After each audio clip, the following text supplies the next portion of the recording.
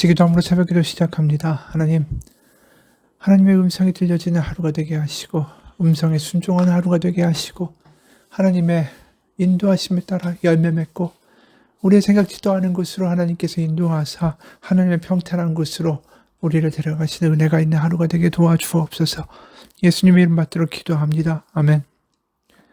오늘은 창세기 31장 36절에서 55절까지의 말씀입니다.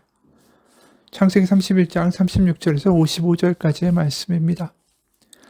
야곱이 노하여 라반을 책망할세 야곱이 라반에게 대답하여 이르되 내 허물이 무엇이니까 무슨 죄가 있기에 외삼촌께서 내 뒤를 급히 추격하나이까.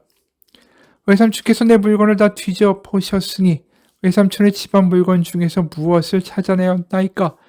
여기 내 형제와 외삼촌의 형제 앞에 그것을 두고 우리 둘 사이에 판단하게 하소서. 내가 이 20년을 외삼촌과 함께 하였거니와 외삼촌의 암양들이나 암염소들이 낙태하지 아니하였고 또 외삼촌의 양떼의 순양을 내가 먹지 아니하였으며 물려 찢긴 것은 내가 외삼촌에게로 가져가지 아니하고 낮에 도둑을 맞았든지 밤에 도둑을 맞았든지 외삼촌이 그것을 내 손에서 찾았으므로 내가 스스로 그것을 보충하였으며 내가 이와 같이 낮에는 더위와 밤에는 추위를 무릅쓰고 눈 붙일 겨를도 없이 지냈나이다. 내가 외삼촌의 집에 있는 이 20년 동안 외삼촌의 주딸을 위하여 14년, 외삼촌의 양떼를 위하여 6년을 외삼촌에게 봉사하였거니와 외삼촌께서 내 품삯을 10번이나 바꾸셨으며 우리 아버지 하나님, 아브라함의 하나님, 곧 이삭의 경외하는 이가 나와 함께 계시지 아니하셨더라면 외삼촌께서 이제 나를 빈손으로 돌려보내셨으리다마는 하나님이 내 고난과 내 손의 수고를 보시고 어젯밤에 외삼촌을 책망하셨나이다.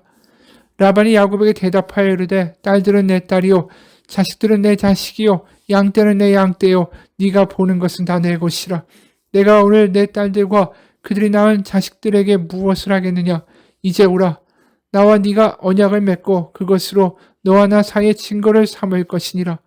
이에 야곱이 돌을 가져다가 기둥으로 세우고 또 그 형제들에게 돌을 모으라 하니 그들이 돌을 가져다가 무더기를 이루매 무리가 거기 무더기 곁에서 먹고 라반은 그것을 여갈사두다라고 불렀고 야곱은 그것을 길르엣이라 불렀으니 라반의 말에 오늘 이 무더기가 너와 나 사이의 증거가 된다 하였으므로 그 이름을 길르엣이라 불렀으며 또 미스바라 하였으니 이는 그의 말에 우리가 서로 떠나 있을 때에 여호와께서 나와 너 사이를 살피시옵소서 함이라. 만일 네가 내 딸을 박대하거나 내 딸들 외에 다른 아내들을 맞이하면 우리와 함께할 사람은 없어도 보라 하나님이 나와 너 사이에 증인이 되시느니라 함이었더라. 라반이 또 야곱에게 이르되 내가 나와 너 사이에 둔 이 무더기를 보라. 또 이 기둥을 보라.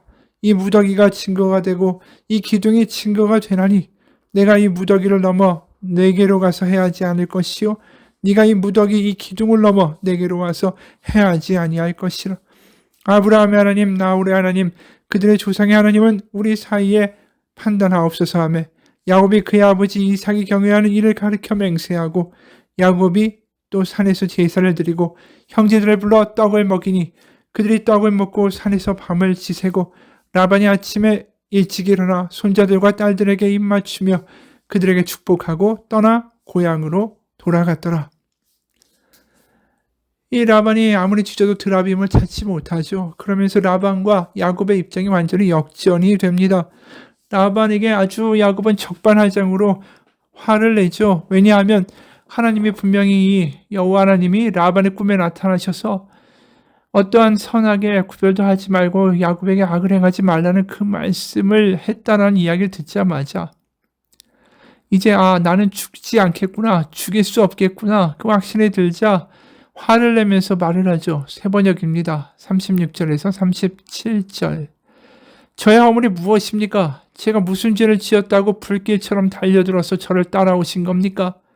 장인어른께서 저의 물건을 다 뒤져보셨는데 장인어른의 물건이 하나라도 찾으셨습니까? 장인어른의 친족과 저의 친족이 보는 앞에서 그것을 내보아 보십시오. 그리고 장인어른과 저 사이에 누구에게 잘못이 있는지 이 사람들에게 판단할 수 있게 해주십시오. 아주 당당하게 이야기를 하죠. 그러면서 이 이야기까지 해요. 그동안 억울했었다. 내가 20년을 보냈는데 내가 그동안 양떼 하나 낙태시킨 일도 없고 잡아먹은 일도 없고 들짐승이 잡아간 경우 내가 그 부족한 양의 개수를 내 가진 것으로 보충해 줬고, 그리고 낮에 도둑을 맞든지 밤에 도둑을 맞으면 장인어른 라반이 나한테 그거 배상하라고 하지 않았느냐. 난 그렇게 낮과 밤에 고생하면서 여태까지 살아왔던 20년이다.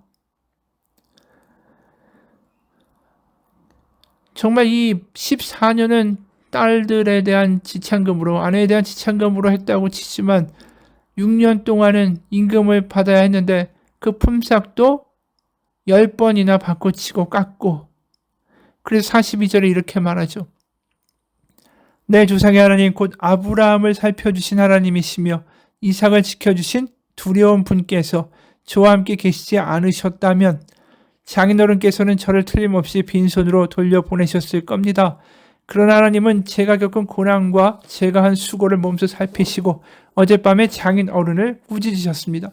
이 라반은 아브라함이 보낸 종 엘리에셀을 만났죠. 그리고 그 아브라함이 어떻게 가나안에서 지내는지, 그리고 엘리에셀이 하는 모든 행동들과 그 많은 부를 보면서 이 아브라함이 믿는 여호와가 참 대단한 신이구나라는 것을 그때 생각했을 겁니다. 그런데 자기가 꿈속에서 그 여호와를 만난 거죠. 아브라함이 믿던 바로 여호와. 그러니까 지금 이 야곱도 아브라함을 보살펴 주신 하나님, 그 하나님, 두려워할 분께서 저와 함께 계셔서 제가 이렇게 나올 수 있던 거지, 아니었으면 장인어른은 분명히 나를 빈손으로 내쫓았을 겁니다. 그런 장인어른의 마음을 하나님이 아셔서 꿈속에서 분명히 꾸짖으신 거 아닙니까? 이렇게 아주 당당하게 말하죠.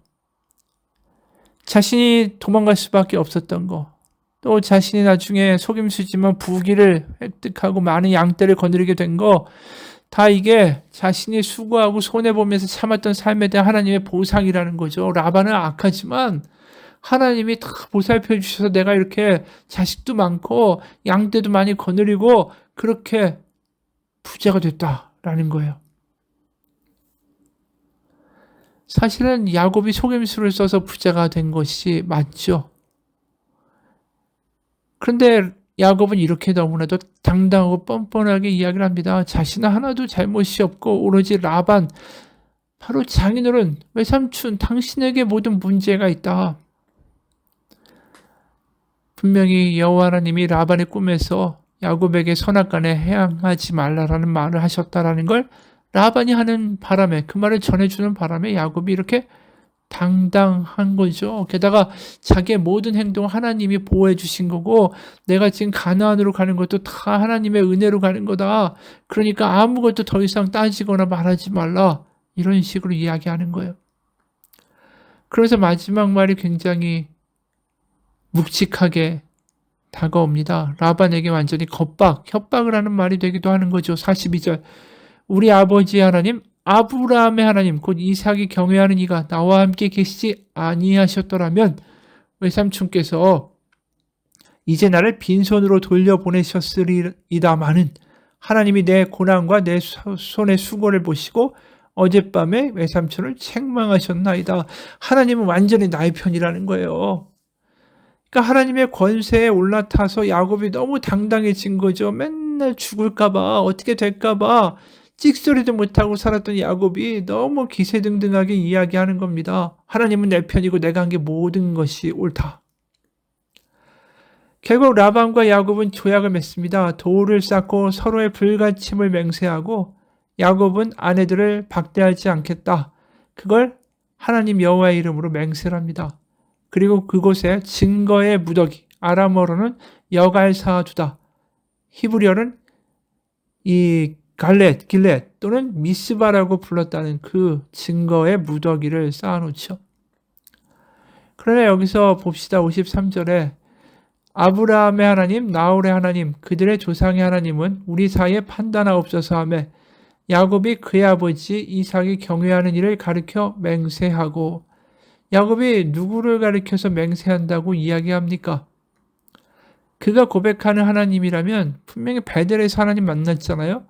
그러면 베델의 하나님 이렇게 이야기를 해야 되죠. 베델의 하나님께 맹세했다. 그게 아니라 아브라함의 하나님, 이삭이 경외하는 이에게 맹세했다라고 이야기해요. 그러니까 하나님 여호와를 지금 라반이 두려워하는 건 아브라함의 하나님이고, 그렇기 때문에 자꾸만 할아버지 이름, 아버지 이름을 들먹이지 자신이 믿는 베델의 하나님은 이야기하지도 않습니다. 그것이 라반에게 위협거리가 되지 못하니까. 결국 그는 하나님에 대한 진지한 신앙 고백이 없어요. 하나님의 손에 완전히 자신을 던져서 담대하게 살아가는 믿음이 없습니다. 용기가 없죠. 누구나 마찬가지예요. 하나님 안에서 온전히 자신을 맡기지 아니하면 하나님 이야기하고 믿는 것 같이 이야기하고 믿음 있는 척하지만 결국 커다란 풍파가 다가오면 다 없어집니다. 어느 분의 책에서 본 내용입니다. 한 번은 제 아들의 태도와 행동이 못마땅한 적이 있었어요. 그래도 내색하지 않고 제 나름대로 꽉 참았습니다. 그러나 마음속으로는 이 문제가 그냥 지나칠 문제가 아니야. 그렇게 하면 매번 똑같은 일이 반복될 거야 라는 생각이 떠나지 않았죠. 전 하나님께 이 문제를 어떻게 해야 할까, 어떻게 처리해야 할까 구했습니다. 그런데 그때 하나님께서 한 가지 말씀을 떠올리게 하셨습니다. 아무것도 염려하지 말고 다만 모든 일에 기도와 간구로 너희 구할 것을 감사함으로 하나님께 아뢰라. 그리하면 모든 지각에 뛰어난 하나님의 평강이 그리스도 예수 안에서 너의 마음과 생각을 지키시리라. 빌립보서 4장 6절 7절 말씀. 그래서 제가 원하는 것은 답이지 제 마음과 생각을 지켜달라는 게 아닙니다 라고 다시 기도했습니다. 그리고 어떻게 하면 아들의 잘못을 고칠 수 있는가 하는 문제에만 나의 마음을 집중했죠.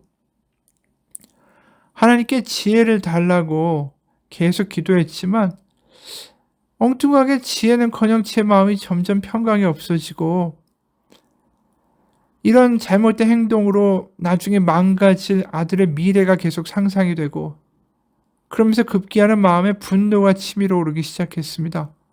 당장 어떤 조치를 취하지 않으면 나쁜 일이 꼭 일어날 것만 같았죠. 마음의 평강은 사라진 지가 오래고 제 마음은 어느새 마귀가 주는 상상으로 요동치며 잠을 잘 때도 그 생각이 저를 떠나지 않았습니다. 할 수 없이 다시 주님 앞에 무릎을 꿇고 기도할 때 제 마음에 다시 부어주신 하나님의 말씀은 바로 빌립보서 4장 6절 7절의 아까 그 말씀이었습니다. 저는 이 말씀이 지금의 제 상황과는 거리가 멀다라고 생각했지만 다시 그 말씀을 붙잡고 묵상하게 됐습니다. 이 구절을 묵상하면서 저는 제 마음속에서 일어난 일 중에 무엇이 잘못되었는지를 하나하나 깨닫게 되었죠. 첫째, 저는 이미 염려하며 기도했습니다. 둘째, 전 하나님께서 이미 이루신 온전한 아들을 그려보고 기도하기보다는 제가 생각하는 아들의 문제점을 제 방식으로 해결해 달라고 기도했죠. 셋째, 전 하나님의 평강이 그리스도 예수 안에서 저의 마음과 생각을 지키시도록 하기보다 오로지 문제 해결에만 더 큰 관심이 있었던 겁니다. 그렇지만 여전히 의문이 남았죠. 그러면 하나님께서는 저의 마음과 생각에만 관심이 있으시고 그럼 이 문제 해결에는 관심이 없으시다는 뜻일까? 궁극적으로 하나님이 우리가 기도하면 그저 우리의 마음만 지켜주시는 걸까?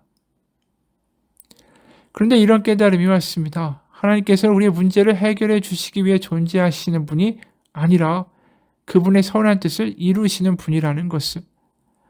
그래서 우리가 그분의 뜻대로 말씀대로 구하라고 했을 때 구하면 그분이 들으시고 우리가 구한 그것을 그분의 방식으로 선하게 받았다라고 믿어야 합니다. 요한일서 5장 14, 15절에 그를 향하여 우리가 가진 바 담대함이 이것이니 그의 뜻대로 무엇을 구하면 들으심이라. 우리가 무엇이든지 구하는 바를 들으시는 줄을 안즉 우리가 그에게 구한 그것을 얻은 줄을 또한 아느니라. 저는 그동안 하나님께 기도하고 간구하며 하나님께서 평강을 주시고 그 결과로 우리의 마음과 생각을 지키신다라고 생각했습니다.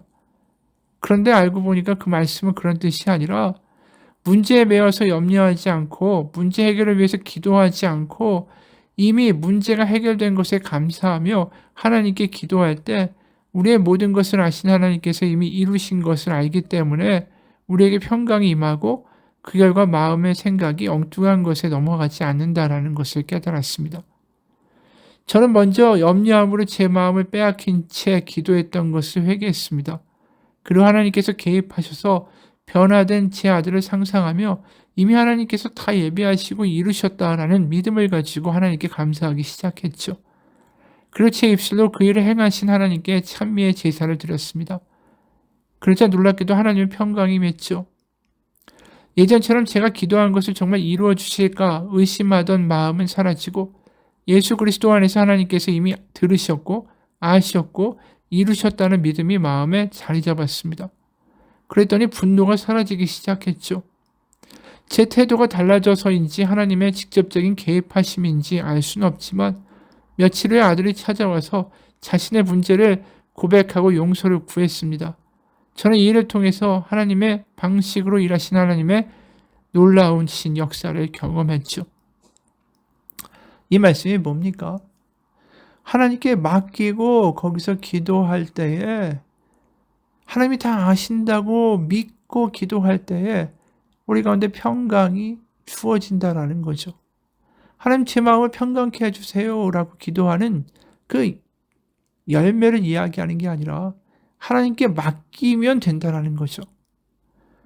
다시 말해서 우리가 많은 경우에 분노를 하고 불안해하고 두려워하는 많은 이유 중에 하나는 하나님께 온전히 맡긴 바 되지 못했기 때문입니다. 하나님이 내가 원하는 방식으로 응답하시지 않을 것 같다. 왜 지금까지 내가 원하는 때에 이루어지지 않는가? 이런 것이 아니라 하나님이 선한 때에 선한 방식으로 그분의 나라와 그분의 뜻을 이루실 거라고 맡기는 거, 그게 믿음이라는 거죠. 야곱은 지금 자신의 인생을 자기가 다 컨트롤하고 있습니다. 그리고 상황에 따라서 하나님의 이름을 팔고 그 명분을 가지고 자신의 이익을 취하려고 살아가죠. 하나님께 자신을 맡기는 것보다는 하나님을 컨트롤하면서 살고 싶어 합니다. 그러니 야곱의 인생의 풍파가 끝날 날이 없죠. 여러분, 우리의 삶을 우리가 주인이라고 살아가는 것이 아니라 하나님께 맡기고 그분이 그분의 선한 방식으로 선한 뜻을 이루실 것이다. 난 하나님을 찬양하고 감사하고 기뻐하는 것이 나의 일이다. 그것이 올바른 기도라는 것이죠. 기도를 하면 할수록 우리는 내려놓게 됩니다. 내 생각과 내 판단과 내 계획과 내 일정을 다 내려놓고 거기서 우리는 하나님이 이루시는 놀라운 미래를 보게 되는 겁니다. 같이 기도하겠습니다. 하나님, 우리는 오늘 또 나의 문제를 가지고 와서 기도합니다. 그리고 그 문제가 속히 해결되기를 바랍니다. 그리고 그렇게 돼야지 난 하나님을 하나님으로 인정하고 하나님을 더 열심히 잘 믿을 거라고 생각합니다. 그러나 하나님, 우리는 참 믿음이 없습니다. 하나님이 나의 문제를 아시니 하나님께 내어놓고 하나님의 뜻대로 하옵소서. 하나님의 선한 뜻이 이루어질 거라고 믿습니다. 우리는 찬양해야 합니다. 우리가 해야 될 것은 기도고 찬양이고 하나님을 기뻐하는 것이고 하나님 오늘 그런 하루가 우리의 삶 가운데 이루어지게 하옵소서. 예수님 이름 받들어 기도합니다. 아멘.